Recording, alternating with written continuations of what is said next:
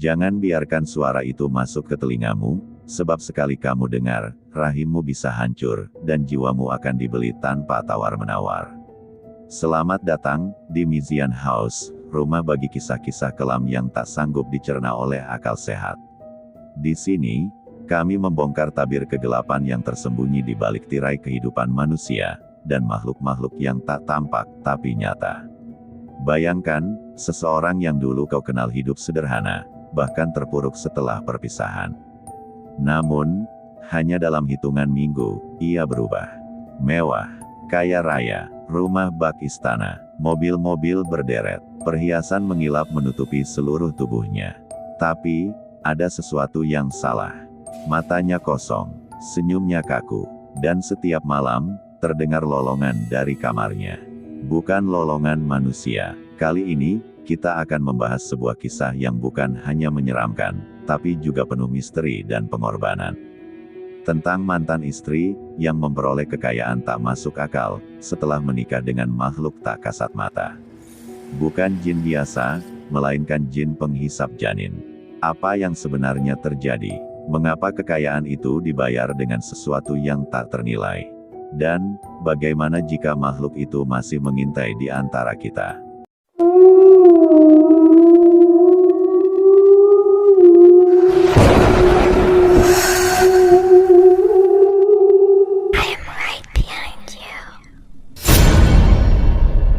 Namanya Dara Permata Ayu, wajahnya cantik, keturunan Bugis asli. Sewaktu masih menikah dengan Raka, mereka hidup dalam kesederhanaan. Rumah kecil di pinggiran Makassar. Hidup pas-pasan dari gaji Raka sebagai guru honorer dan Dara yang hanya sesekali menjahit baju pesanan tetangga. Mereka menikah muda, cinta mereka awalnya manis, tapi lama-lama, jadi hambar. Dara mulai berubah, ia mulai sering mengeluh. Tentang uang, tentang nasib, tentang keinginannya untuk naik kelas dalam hidup. Kita ini hidup atau cuma numpang lewat, Kak? Begitu sering ia berkata sambil melipat bajunya. Raka hanya bisa diam, kadang menahan air mata dalam diam. Sampai akhirnya, mereka bercerai. Setelah perceraian itu, biasanya, wanita yang bercerai akan kembali ke rumah orang tua. Tapi tidak dengan Dara. Ia justru menghilang selama hampir 4 bulan. Nomor ponselnya tak aktif. Media sosialnya kosong. Namun ketika kembali, Dara muncul dengan gaya hidup yang mencengangkan. Mobil SUV mewah. Perhiasan emas di seluruh jemari. Rumah barunya berada di perumahan elit kawasan Antang, Makassar Timur. Semua orang bertanya-tanya, dari mana asal hartanya. Dia sekarang istri pejabat, kata tetangga. Enggak, katanya buka usaha properti, kata yang lain. Namun yang paling menyeramkan, adalah cerita dari salah satu tetangganya yang bekerja sebagai pembantu rumah tangga di rumah Dara. Kesaksian Sinta, sang art. Sinta, gadis muda asal Jeneponto, awalnya sangat senang bisa bekerja di rumah besar seperti milik Dara. Gajinya tinggi, kamarnya nyaman, dan ada dapur luas untuk memasak. Namun malam pertama ia tinggal di sana, Sinta melihat sesuatu yang tak masuk akal. Seekor makhluk hitam besar duduk di atas plafon dapur. Matanya merah menyala, lidahnya panjang, tubuhnya mirip manusia tapi badannya seperti dibakar gosong. Makhluk itu menoleh ke arahnya dan tersenyum. Sinta menjerit. Dara datang tergesa-gesa, memeluknya, dan berbisik. Lebih besar dari, kamu lihat ya. Jangan takut, dia cuma pengawal rumah ini. Jangan pernah ganggu atau bicara tentang dia ke siapapun. Sejak malam itu, Sinta sering mendengar suara-suara aneh. Tangisan bayi dari kamar kosong. Bau amis setiap malam Jumat. Dan kadang, melihat Dara berbicara sendiri sambil memeluk boneka bayi, yang mengeluarkan darah. Tumbal janin. Kengerian di rumah itu mencapai puncaknya ketika Sinta diam-diam mengikuti Dara saat tengah malam. Dara berjalan ke ruang bawah tanah. Sinta yang penasaran membuka pintu sedikit. Ia melihat Dara mengangkat janin dari baskom berisi darah. Di sekelilingnya, segitiga merah digambar dengan darah ayam, dan di tengah-tengahnya berdiri sesosok bayangan hitam besar yang bergetar seperti asap. Ambil ini, gantikan dengan satu permintaanku, kata Dara sambil menyodorkan janin itu. Makhluk itu tertawa, dan menghilang dalam asap. Sinta pingsan malam itu. Raka mulai curiga. Raka, mantan suami Dara, semula tidak peduli. Tapi saat dia mendengar desas-desus tentang mantan istrinya yang berubah drastis, ia mulai merasa ada yang janggal. Apalagi setelah dua wanita yang pernah hamil dan tinggal dekat rumah Dara mengalami keguguran secara misterius. Raka mencoba menemui Dara, namun saat dia datang ke rumah mewah itu, Dara hanya menatapnya dingin dari balik jendela. Tapi matanya bukan seperti mata manusia. Pupilnya vertikal seperti ular, dan Raka bersumpah, saat ia meninggalkan rumah itu, kaca spion motornya memantulkan bayangan Dara sedang melayang di udara, tanpa kaki. Kembalinya rasa ingin tahu, Raka pun menemui Ustaz Daeng Siki, seorang ahli ruqyah yang juga tahu banyak tentang dunia jin. Setelah Raka menceritakan semuanya, wajah Ustaz Daeng langsung pucat. Lebih besar dari, kalau benar apa yang kamu lihat, itu bukan jin biasa. Itu jin pengerat rahim. Mereka pemangsa janin dari rahim wanita subur. Biasanya, mereka menukar kekayaan dengan janin manusia hidup. Ustaz Daeng bercerita, jin itu memiliki nama kuno, Zarak al-Abis, makhluk dari dimensi kelam yang hanya bisa dipanggil melalui perjanjian darah. Dan ketika seseorang menikah dengannya, biasanya melalui ritual mistik perjodohan gaib, jiwa orang itu tidak sepenuhnya miliknya lagi. Ia akan memiliki segalanya di dunia, tapi kehilangan segalanya di akhirat. Pertemuan gelap, Raka memutuskan untuk mengintai rumah Dara. Suatu malam, ia melihat Dara keluar rumah dalam keadaan terbungkus jubah hitam. Ia naik ke mobil dan pergi ke arah hutan Takalar. Raka mengikuti dari jauh. Saat sampai di tengah hutan, Dara turun dan masuk ke sebuah gubuk kayu tua yang sudah tampak lapuk. Raka mengintip dari celah kayu. Dan, ia melihat Dara menikah ulang. Tapi bukan dengan manusia, sesosok makhluk hitam, matanya bersinar hijau, memakai mahkota tengkorak. Darah menetes dari mulutnya, dan imam dalam pernikahan itu, bukan manusia. Tapi seorang dukun tua dengan tubuh penuh luka bakar. Dara menikah dengan jin itu. Asal-usul Zarak al-Abis. Ustaz Daeng Siki mengajak Raka masuk lebih dalam ke dunia yang selama ini tak kasat mata. Lewat kitab kuno peninggalan leluhurnya, ia membuka halaman yang sudah menguning dan dipenuhi dengan simbol-simbol aneh. Ini dia, Zarak al-Abis, ucapnya lirih sambil menunjuk gambar makhluk tinggi besar dengan kepala seperti tengkorak sapi, bertanduk melingkar, dan perut besar penuh luka. Zarak adalah jin tingkat tinggi dari kelompok Ifrit Maut, penguasa lembah arwah janin.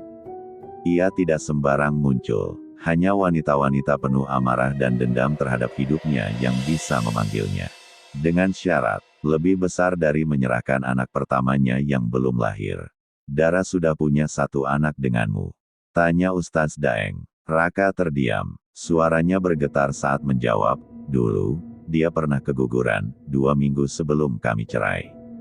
Ustaz Daeng langsung berdiri. Itu bukan keguguran biasa. Itu, permulaan perjanjian. Korban baru, seorang bidan menghilang. Desas-desus aneh mulai menyebar lagi. Kali ini, seorang bidan desa yang sering membantu persalinan di daerah sekitar rumah Dara, tiba-tiba hilang. Namanya Bu Murni, terakhir terlihat masuk ke rumah Dara malam Jumat, untuk mengantarkan ramuan herbal. Namun keesokan paginya, sepeda motornya ditemukan di gat depan rumah Dara. Tanpa pengendara, tanpa jejak darah, tanpa suara, hanya satu hal yang ditemukan, plasenta bayi dalam kantong plastik di sadel motornya. Warga mulai takut, tanda-tanda kemunculan jin Zarak. Menurut Ustaz Daeng, jin penghisap janin meninggalkan jejak tertentu sebelum mencabut korban. 1. Mimpi melahirkan di tempat gelap. 2. Bau amis daging busuk di dalam rumah. 3. Kucing hitam tidur di depan pintu 3 malam berturut-turut. 4. Rahim terasa berdenyut padahal tidak hamil. Raka teringat sesuatu. Adik iparnya, Tari, yang sedang hamil 7 bulan dan tinggal di kompleks sebelah rumah Dara, sempat mengeluh tentang mimpi aneh dan merasa rahimnya ditusuk-tusuk dari dalam. Raka segera meneleponnya, tapi tidak diangkat. Ritual penyegelan. Ustaz Daeng menyuruh Raka menyiapkan 7 liter air hujan malam Jumat Kliwon, garam laut, dan tali rambut wanita hamil, benda-benda yang digunakan untuk ritual penyegelan aura agar jin tidak bisa masuk ke tubuh manusia. Namun saat mereka sampai di rumah Tari, rumah itu sudah kosong, lampu semua mati, tirai jendela robek, pintu depan terbuka setengah, dan di lantai ruang tamu tergolet boneka bayi tanpa kepala. Dari lehernya menetes darah segar, seolah baru saja dipotong. Di dinding tertulis dengan darah, "Janin ini milikku." Menguak perjanjian darah, Sinta, Art yang sempat kabur dari rumah Dara dan kini tinggal di pondok pesantren wanita, memberikan pengakuan terakhir sebelum menghilang tanpa jejak. Ia sempat membaca catatan pribadi Dara yang disembunyikan di balik lemari tua. Tulisan itu berbunyi, "Lebih besar dari, aku menikah dengannya di malam purnama. Ia datang melalui cermin. Ia mencium rahimku. Ia mengambil janinku. Sebagai gantinya, aku diberi emas, rumah, dan tidak akan pernah tua. Tapi sebagai istri, aku harus memenuhi hasratnya. Kadang ia meminta 1 janin setiap bulan.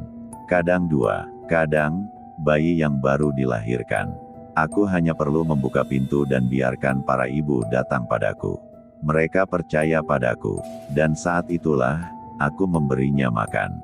Kembali ke rumah Dara, Raka dan Ustaz Daeng memutuskan untuk menghadapi langsung makhluk itu. Dengan membawa air ruqyah dan azimat penyegel, mereka masuk ke rumah Dara pada malam Jumat. Rumah itu gelap, lampu padam total, namun dari lantai 2 terdengar suara nyanyian Nina Bobo dalam nada sumbang. Seperti suara anak kecil, tapi dengan gema mengerikan. Mereka mendekat. Di dalam kamar, Dara duduk di ranjang. Matanya terpejam, kepalanya menunduk, tapi perutnya menggembung seperti wanita hamil 9 bulan. Namun yang keluar dari perutnya adalah suara tangisan lelaki tua. Tiba-tiba, cermin besar di kamar pecah.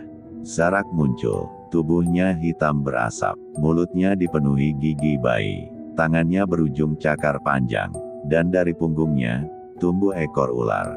"Dia istriku, dan janin adalah makananku." Ustaz Daeng mulai membaca ayat-ayat ruqyah keras-keras. Tubuh Zarak melengking. Dara berteriak, menggenggam perutnya. Tapi sesuatu lebih mengerikan terjadi. Perut Dara meledak. Darah menyemprot ke seluruh penjuru kamar. Dan dari dalam perutnya, keluar janin hidup dengan wajah seperti Zarak. 3 hari setelah kejadian di kamar itu, rumah Dara kini disegel garis polisi. Namun tidak ada yang berani masuk ke sana lagi, bahkan petugas sekalipun. Dalam laporan, mereka menulis kejadian tidak bisa dijelaskan secara medis. Tubuh Dara dibawa ke rumah sakit, namun dinyatakan tidak hamil. Dokter tidak percaya saat Ustaz Daeng dan Raka menjelaskan bahwa ada bayi keluar dari perut Dara, meskipun tanpa bekas operasi atau luka terbuka. Lebih mengejutkan lagi, tubuh Dara sembuh total keesokan harinya. Bekas luka tidak ada. Darah hilang. Dara bahkan sadar dari pingsannya dan tertawa kecil saat melihat Raka. "Zarak sudah masuk ke dunia kalian," katanya tenang, sambil membelai perutnya yang kembali rata. Jejak anak iblis. Sementara itu, di sudut desa yang jauh dari rumah Dara, seorang bocah lelaki petani bernama Farel menemukan mayat seekor kucing hamil di kebun belakang. Perut kucing itu terbelah, tapi tanpa darah. Hanya ada bekas cakar halus, seolah dibuka dengan hati-hati. Dan di dekatnya, jejak kaki kecil, namun jari-jarinya 6. Mengarah ke semak belukar. Keesokan harinya, ibu Farel keguguran, padahal kandungannya sudah 8 bulan. Dokter menyatakan detak jantung bayi menghilang, tapi rahimnya tetap utuh. Tanpa pendarahan, dan hanya Farel yang melihat sosok bayangan kecil di atap rumah mereka malam itu. Matanya merah, telinganya panjang seperti kelinci, dan mulutnya selalu tersenyum. Kembalinya Tari, Raka mendapatkan panggilan video dari nomor tak dikenal. Saat dibuka, layar memperlihatkan Tari, adik iparnya yang hilang. Namun Tari kini berada di ruang putih kosong. Tak ada dinding, tak ada langit. Hanya dirinya, mengenakan gaun putih. Tari menatap kamera, matanya membengkak, dan berkata lirih. Lebih besar dari Raka, dia bukan darah lagi, dia wadah. Aku masih hamil, tapi bayinya bukan manusia. Tolong, jangan biarkan cerminnya pecah lagi. Kalau cermin ketiga pecah, Zarak akan lahir utuh di dunia ini. Sambungan terputus, dan dari kamera belakang, sebelum mati, sempat terlihat bayangan Dara berdiri di belakang Tari, tersenyum penuh darah. Ustaz Daeng menjelaskan bahwa 3 cermin merupakan media transisi Zarak untuk masuk ke dunia manusia secara utuh. 1. Cermin kamar Dara, sudah pecah pada bagian 2. 2. Cermin di rumah Tari, ditemukan retak keesokan harinya.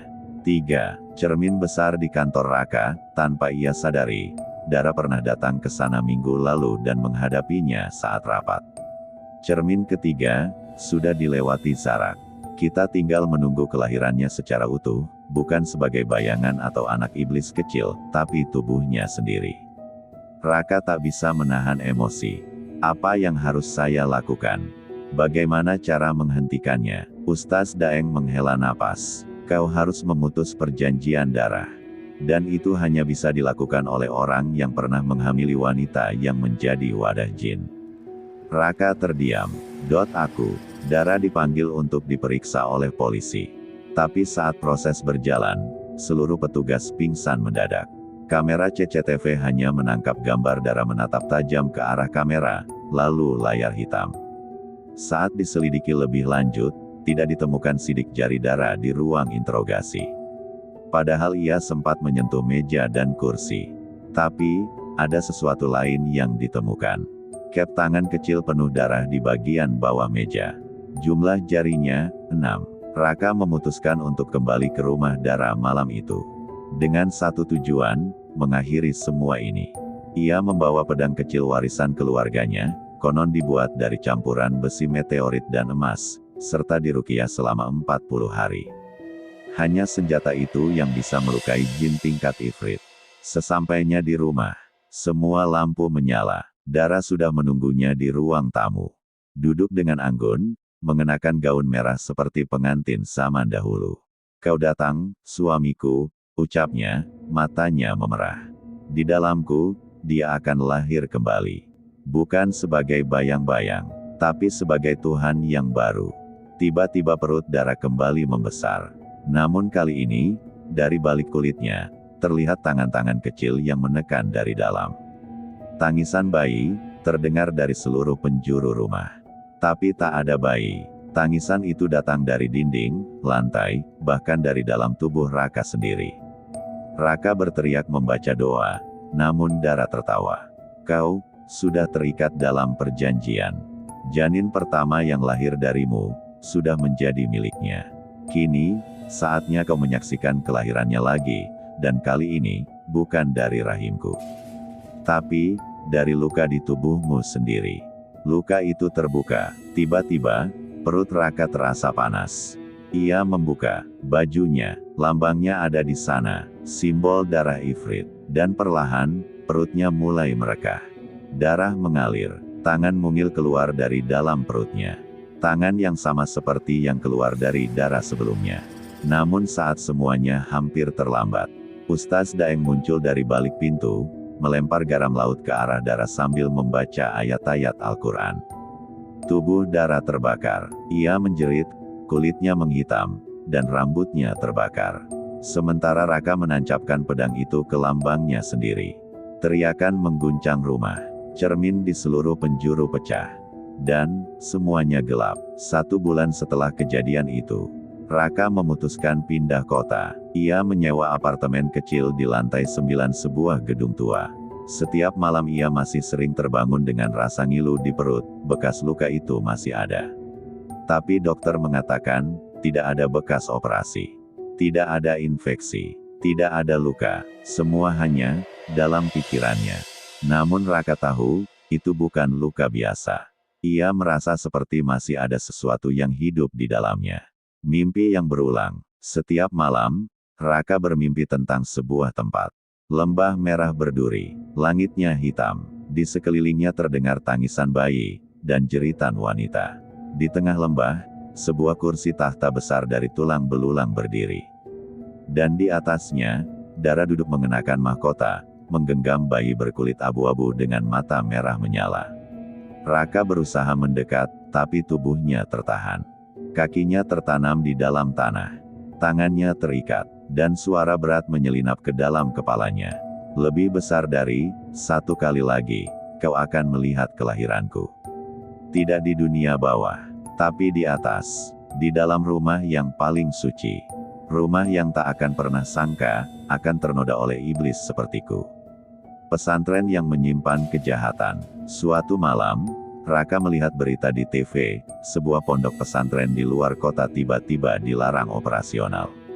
Alasan yang diberi, banyak santri yang hilang secara misterius, beberapa melahirkan tanpa pernah hamil, dan ustaz pengajar mengalami gangguan jiwa. Yang membuat Raka menggigil adalah saat reporter menunjukkan tayangan pintu masuk pondok itu. Ada simbol yang sama seperti di perutnya. Simbol darah ifrit. Zarak sudah menemukan jalan kembali. Kembali ke pusat kegelapan, Raka kembali menemui Ustaz Daeng untuk terakhir kalinya. Tapi rumah sang ustaz kini kosong. Hanya satu benda tersisa di atas meja. Cermin kecil retak. Saat Raka menyentuhnya, ia tiba-tiba terseret ke dalam dimensi lain. Ia terbangun di sebuah ruangan serba merah. Lantainya hangus. Dindingnya terbuat dari bayangan bergerak. Di depan Raka, Dara berdiri, mengenakan pakaian pengantin hitam. Perutnya membesar, namun kini, wajahnya telah berubah. Matanya kuning, lidahnya bercabang, dan suaranya, dua lapis. Lebih besar dari, kau pikir bisa kabur dari perjanjian ini? Tidak, Raka, anak kita sudah tumbuh, dan dia, butuh ayahnya. Tiba-tiba tubuh Raka tertarik ke depan. Dia tak bisa bergerak. Tangan Dara menyentuh dadanya. Lebih besar dari, sekali lagi, satu luka lagi, dan Zarak akan memiliki tubuh manusia. Tidak hanya menjadi bayangan, tapi Tuhan yang baru. Bangkitnya Zarak. Cahaya merah menyilaukan muncul dari dalam perut Dara. Perut itu pecah, tapi bukan darah yang keluar. Cahaya, berisi bayangan ribuan janin, menjerit dan menggeliat. Dara tertawa histeris. Lalu tubuhnya hancur menjadi debu. Dari dalam pusaran cahaya, keluar sosok itu. Anak kecil dengan mata merah menyala.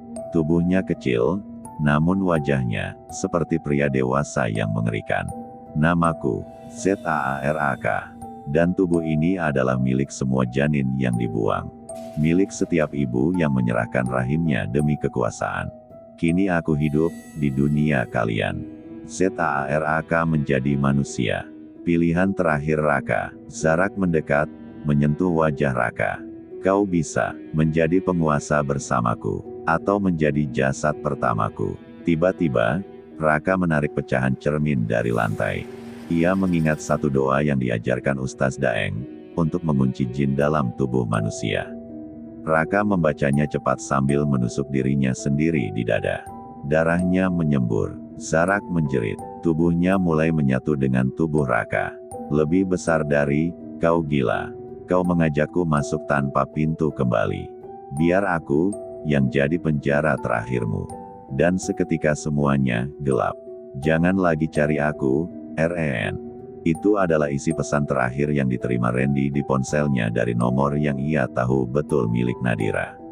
Tapi satu hal yang membuatnya menggigil bukan isi pesan itu, melainkan fakta bahwa pesan itu masuk jam 3.33 dini hari, dan dikirim dari ponsel Nadira yang telah Randy temukan dalam keadaan hancur dan berlumuran darah 2 hari sebelumnya di rumah dukun Mbah Sarto.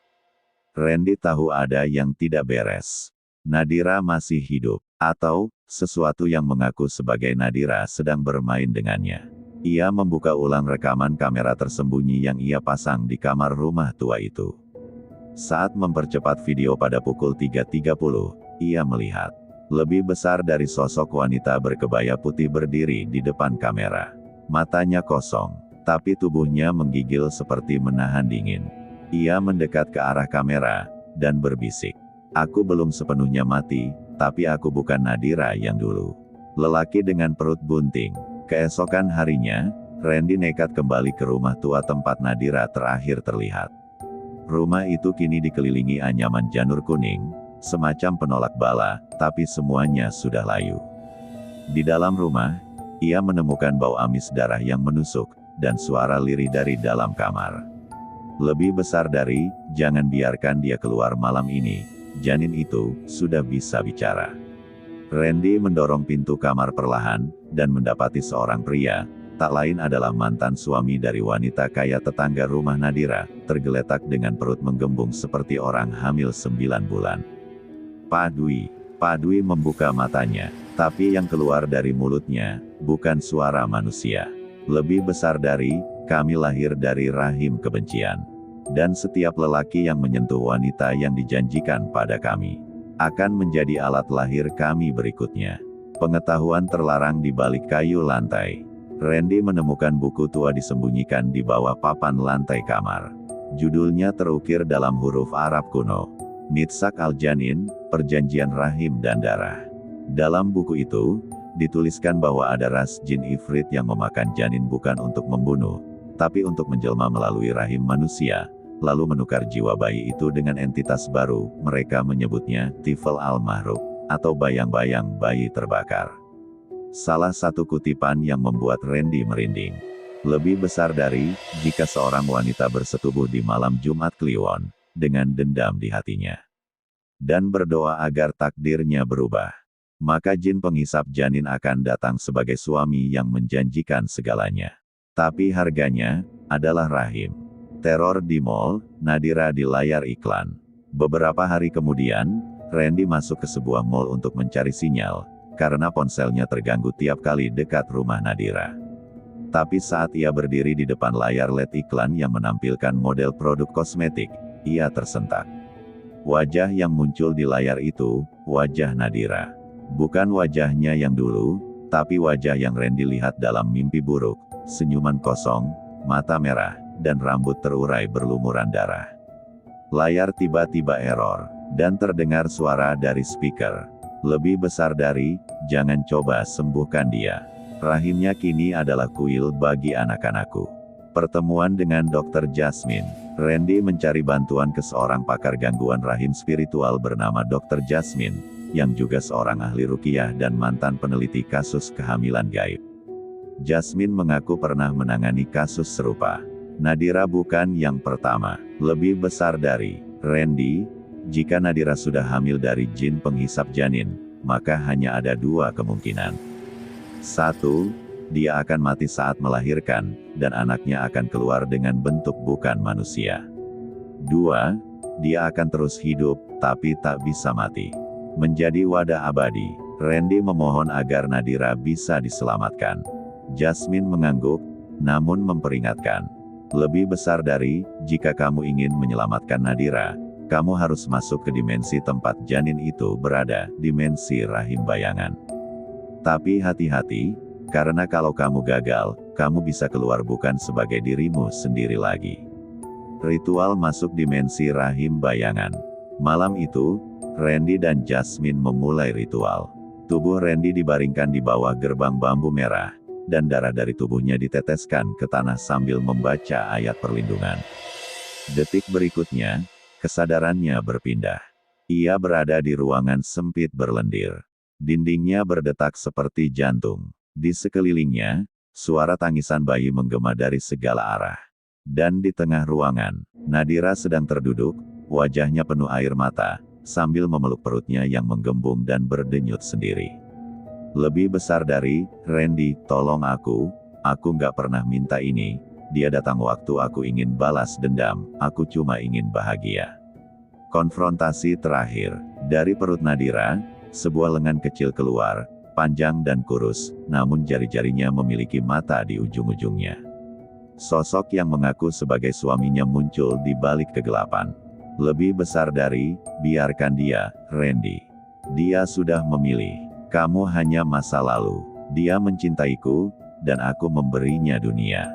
Randy menjerit, lebih besar dari, kau bukan suami.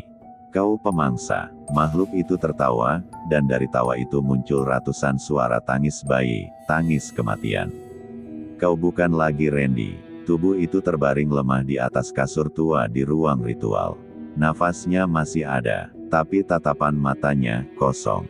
Dokter Jasmine berdiri di sisi ranjang, menggenggam tasbih dan menggumamkan ayat-ayat perlindungan sambil terus mengamati perubahan di wajah Randy.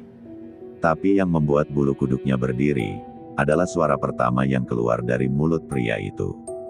Lebih besar dari arak. Suara itu serak, seperti keluar dari tenggorokan yang baru saja terbakar. Bibir Randy bergerak-gerak, tapi tidak seperti orang membaca doa. Ia sedang mengucapkan mantra dalam bahasa yang bukan manusia. Jasmine menyadari satu hal, jiwa Randy tak sepenuhnya kembali. Tubuh dengan penghuni ganda. Selama 2 minggu, Randy seperti orang linglung. Ia berjalan seperti biasa, makan seperti biasa, namun matanya selalu menatap ke arah kosong. Kadang ia tertawa sendiri, kadang berbicara dalam bahasa aneh. Tetangga mulai mengeluh. Bau busuk kerap muncul dari rumah yang ia tinggali. Bau amis darah yang menyengat, dan suara seperti detakan jantung dari balik dinding. Suatu malam, seorang anak kecil yang bermain di dekat rumah Randy berlari pulang sambil menangis. Katanya, lebih besar dari Om Randy duduk di pojokan sambil nyanyiin lagu bayi, tapi wajahnya kayak dua, satu senyum, satu marah. Ingatan Nadira kembali. Sementara itu, Nadira bangun, tapi tidak di dunia ini. Ia membuka mata di tengah padang yang luas dan gelap. Tidak ada cahaya, kecuali satu lentera kecil di tangan seorang wanita tua yang mendekat. Wanita itu berbisik, lebih besar dari, rahimmu sudah tidak suci. Tapi jika kau ingin kembali, kau harus temukan tali kehidupanmu, potong yang salah, maka kau akan hamil selamanya dalam dunia arwah. Di sekeliling Nadira, ratusan tali merah menggantung dari langit hitam. Setiap tali mewakili takdir, tapi salah satu dari tali itu menyambung ke janin yang belum sepenuhnya jadi manusia, dan belum sepenuhnya jin. Nadira menggigil, lebih besar dari, jika aku kembali, apakah bayi itu ikut? Itulah ujiannya, jawab sang nenek tua. Kau harus memilih, menjadi ibu dari makhluk kutukan, atau menghilang bersama semua masa lalumu. Rentah rahim bergerak di dunia nyata. Jasmine mencatat sesuatu yang ganjil, perut Randy mulai membesar. Ya, perutnya, seperti wanita yang sedang hamil 5 bulan. Padahal ia pria, tapi denyut dalam perutnya, memiliki 2 detak jantung. Satu pelan, satu sangat cepat, seperti detak makhluk yang haus darah. Suatu malam, perut itu bergerak sendiri. Lebih besar dari, dia ingin lahir. Tapi bukan dari rahim wanita, melainkan dari tubuh lelaki yang pernah menghina kesetiaan. Dia ingin Randy, menjadi jalan lahir darah. Serangan pertama, kematian di pasar malam. 1 malam setelah perut Randy mulai membesar, sebuah tragedi terjadi di pasar malam yang baru dibuka. Seorang wanita hamil tiba-tiba pingsan dan melahirkan bayi yang langsung membusuk dalam pelukan. Tak ada suara tangisan, hanya darah yang terus keluar dari hidung sang ibu. Jasmine segera menelusuri lokasi. Di balik keramaian, ia menemukan jejak langkah kaki telanjang, namun berdarah, dan potongan rambut panjang yang menempel di pagar besi. Dan bisikan di telinganya, lebih besar dari, setiap rahim manusia akan kosong. Karena anakku ingin sendirian di dunia ini. Kembali ke rumah kematian, Jasmine membawa Randy kembali ke rumah tua tempat semua ini bermula. Ia percaya, hanya di tempat itu bisa dilakukan ritual pemisahan tubuh dan entitas. Tapi begitu mereka masuk ke dalam rumah, semua cermin retak, semua kaca jendela menampilkan bayangan Randy sedang melahirkan, dengan darah hitam mengalir keluar. Tiba-tiba, perut Randy pecah sedikit. Tapi bukan darah yang keluar, melainkan mata kecil. Mata itu hidup, berkedip, lalu menatap langsung ke arah Jasmine. Lebih besar dari, aku belum selesai tumbuh. Tapi aku sudah bisa melihat ketakutanmu. Rahim hitam dan kandungan terbalik. Jasmine melakukan pembacaan spiritual terakhir dengan Al-Quran, berharap bisa menarik keluar makhluk dari tubuh Randy. Tapi sesuatu mengganjal, makhluk itu bersembunyi bukan di rahim fisik, tapi di rahim kegelapan, semacam lipatan dimensi yang melekat pada tulang belakang. Dan tiap kali ayat dibacakan, Randy menjerit. Tapi jeritan itu bukan miliknya. Suaranya terlalu berat, terlalu dalam, lebih besar dari, hentikan. Kau membangunkannya lebih cepat. Janin sudah berbentuk, penampakan Zarak. Tengah malam, tubuh Randy bangun sendiri dan berjalan keluar rumah. Tubuhnya bergerak seperti wayang digerakkan oleh tali tak terlihat. Dan dari dalam perutnya, kulit mulai merekah. Tangan mungil, namun bersisik, keluar. Lalu kepala kecil berbentuk seperti kerang terbuka, dengan 3 pasang mata. Makhluk itu keluar sambil tertawa, tertawa seperti bayi. Tapi tawa yang jika didengar terlalu lama, akan membuat seseorang ingin mengakhiri hidupnya. Jasmine menyaksikan dari jauh sambil menangis. Lebih besar dari itu bukan anak manusia. Itu adalah Zarak, anak yang lahir dari rahim dendam dan tubuh lelaki terkutuk. Selamat datang di dunia, anakku. Zarak berjalan di malam hari. Langkahnya kecil, lembut, tapi setiap jejak kakinya meninggalkan bekas gosong. Bau belerang menyesakkan dada siapapun yang mendekat. Ia tak menangis seperti bayi biasa. Suaranya lebih menyerupai bisikan mantra dari rahim kegelapan. Dan saat bulan purnama menggantung sempurna di langit, bayi itu tertawa. Tawa yang membuat pepohonan menggugurkan daun secara bersamaan. Tawa yang menghentikan detak jantung seekor kucing hamil.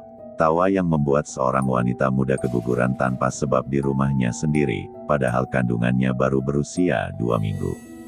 Zarak telah lahir, dan kini ia mencari ibu-ibu baru. Kembalinya Nadira, di alam antara hidup dan mati, Nadira masih berdiri. Di tangannya, tali kehidupan merah kini tinggal 2 helai. Satu terhubung ke kehidupannya sebagai manusia biasa. Satunya lagi, ke sesuatu yang berdenyut, menghisap cahaya. Lebih besar dari, jika kau potong yang salah. Bisik wanita tua itu lagi, maka jiwamu akan menjadi rumah abadi bagi Zarak. Nadira terdiam, namun ia sudah tahu jawabannya. Dengan tangan gemetar, ia memotong tali yang berdenyut gelap. Cahaya menyilaukan muncul seketika. Nadira terlempar kembali ke dunia nyata, tepat di hadapan jasad Randy yang sudah membusuk. Lebih besar dari, aku tak akan lari lagi. Kalau harus kubayar dengan nyawa, biar aku yang menutup kisah ini. Upacara pemusnahan. Dengan bantuan Dr. Jasmine dan seorang kiai tua dari pelosok Sumatera, upacara pengusiran terakhir dilakukan.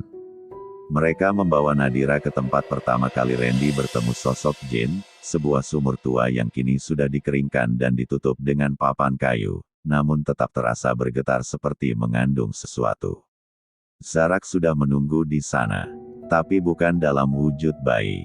Ia tumbuh cepat. Kini, ia tampak seperti bocah usia 5 tahun, tapi dengan tubuh transparan, memperlihatkan aliran darah yang tidak merah, tapi hitam dan bergelembung.